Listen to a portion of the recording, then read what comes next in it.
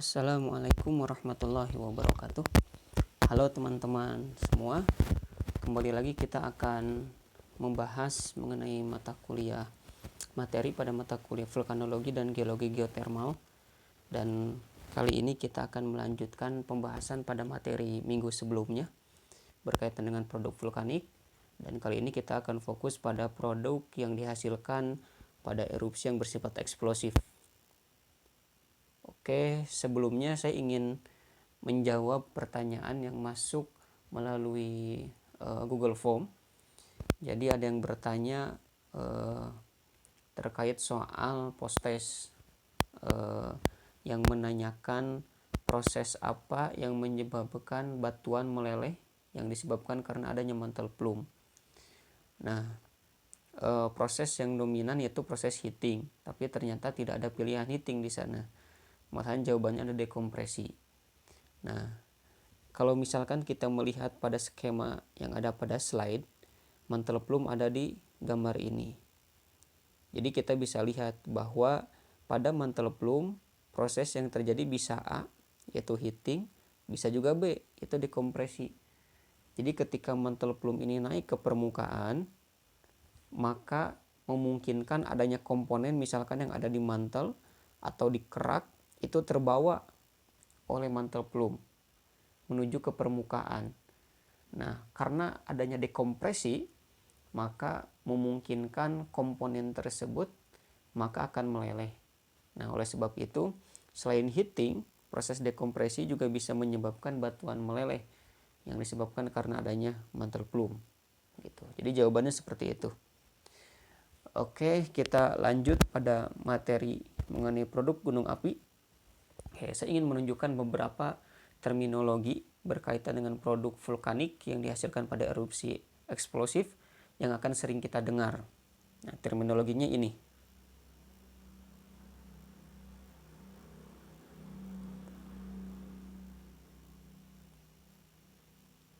Oke, cukup banyak, tapi mudah-mudahan tidak terlalu memusingkan.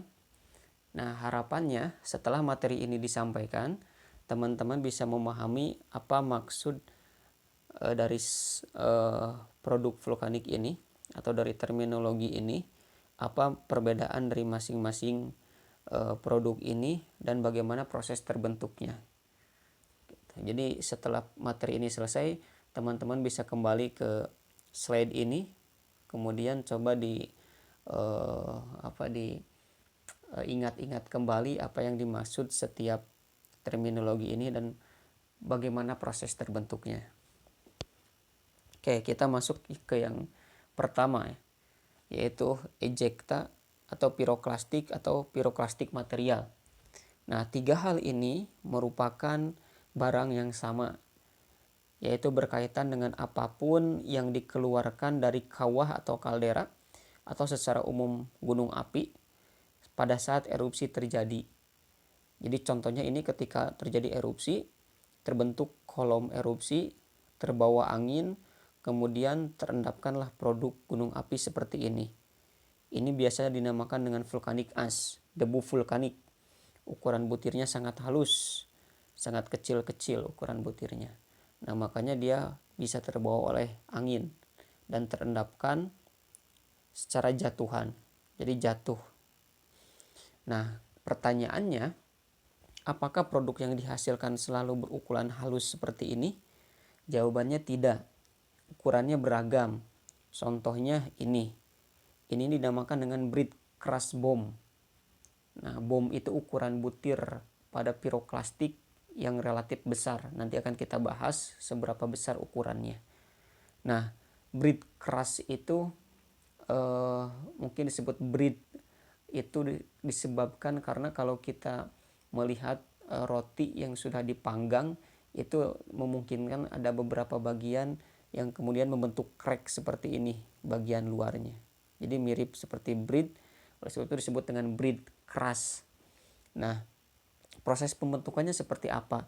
Jadi ketika lava keluar ke permukaan dengan memancar fontaine lava, maka lava tersebut akan mulai membeku. Namun ketika belum membeku secara sempurna atau mungkin masih bersifat plastis, dia terlontarkan dan terendapkanlah dengan bentukan seperti ini. Nah, awalnya belum ada crack. Nah, ketika lava yang bersifat plastis tersebut mulai membeku, bagian luarnya akan membeku terlebih dahulu karena langsung kontak dengan atmosfer. Bagian dalamnya masih fluid dan masih memungkinkan menyimpan gas. Nah, akibat desakan gas tersebut, kemudian terbentuklah crack bagian luarnya. Oke, yang kedua ada yang dinamakan dengan lapilli. Jadi lapilli ini ukuran butirnya lebih besar dari debu dan lebih kecil dari bom. Nah, bentukan lapilli seperti ini sangat khas.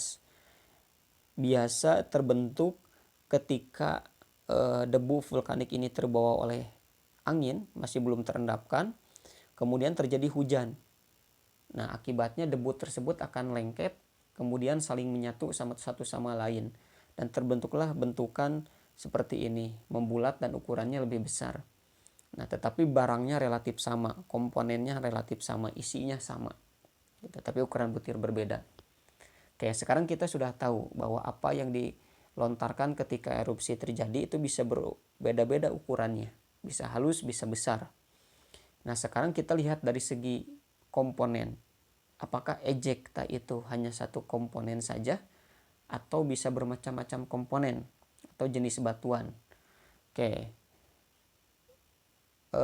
untuk memudahkan dalam proses pembagian klasifikasi atau membedakan produk yang dihasilkan, saya coba buat dua jenis produk, primary product dan secondary product. Oke, kita lihat. Jadi primary product merupakan produk yang dihasilkan dari proses pembekuan magma atau lava saat erupsi terjadi. Sementara secondary product itu adalah produk hasil rombakan batuan yang sudah ada sebelumnya. Jadi ketika letusan terjadi, ketika lava ketika lava itu membeku, kemudian terbentuklah produk yang dihasilkan dari erupsi tersebut. Nah, itulah produk primer. Nah, produk sekunder ketika letusan terjadi, misalkan pada bagian atas suatu gunung api, itu banyak batuan yang dihasilkan dari letusan yang terjadi sebelumnya. Nah, batuan tersebut kemudian akan ikut hancur karena letusan dan terendapkan kembali. Nah, itulah produk sekunder. Nah, sekarang kita lihat produk primer. Nah, produk primer sebenarnya relatif banyak ya contoh-contohnya. Tapi mungkin saya coba kasih 3 produk yang memang relatif banyak kita temukan. Yang pertama volcanic ash. Volcanic ash ini seperti yang kita tadi bahas di awal, bentukannya seperti ini, halus sekali. Atau mungkin bisa juga kalau ukurannya lebih besar, ya seperti ini. Untuk ukuran termasuk ke ukuran lapilli, lebih besar dari ash atau debu. Tapi untuk komponennya dia sama, prosesnya sama. Akibat pembekuan lava yang sangat cepat. Jadi kecepatan pembekuannya tinggi. Nah, akibat kecepatan pembekuan tinggi, maka tidak sempat untuk membentuk mineral. Sehingga komponen yang ada di dalam sini secara umum adalah gelas. Kalaupun terkandung mineral dalam jumlah yang sangat sedikit. Nah, produk yang kedua adalah pumice. Yang ketiga skoria. Pumice dan skoria ini memiliki bentukan yang relatif sama. Dia berongga seperti ini, densitasnya rendah sehingga ketika kita timbang dengan tangan itu sangat ringan. Yang membedakan komposisinya. Pumice terbentuk dari magma yang bersifat riolitik sehingga warnanya akan terang. Sementara skoria bersifat basaltik sehingga akan gelap warnanya. Oke, sekarang apa yang mengontrol kapan terbentuk vulkanik ash, kapan terbentuk pumice dan atau skoria? Kan prosesnya sama, asalnya sama, yaitu magma atau lava. Nah, sekarang apa yang mengontrol kapan terbentuk ash, kapan terbentuk pumice atau skoria? Nah, kontrolnya ada di komponen gas di dalam magma. Jadi gas di dalam magma itu bisa berperilaku atau perilaku gas di dalam magma dapat dibagi menjadi 2. yaitu ketika gas keluar dari magma, keluar dari larutan magma. Yang kedua, ketika gas membentuk bubble. Nah, pada pertemuan sebelumnya kita sudah membahas terkait bubble ya, pembentukan bubble di dalam magma. Nah, mungkin analoginya ya seperti yang sudah kita bicarakan sebelumnya ya, analogi ini. Jadi ketika kita mendidihkan air, kemudian ketika air sudah mendidih kita bisa melihat ada uap dan ada gelembung. Nah, itulah mungkin uap itu bisa dianalogikan sebagai gas yang lepas atau keluar dari larutan magma. Gelembung itulah yang kemudian yang kita biasa kenal sebagai bubble di dalam magma. Oke, ketika kecepatan keluarnya gas dari larutan magma itu lebih lambat dibandingkan dengan proses pembentukan bubble, maka bubble akan cukup banyak mengisi larutan magma seperti ini. Nah, akibatnya antara satu bubble dengan bubble yang lain akan saling menekan.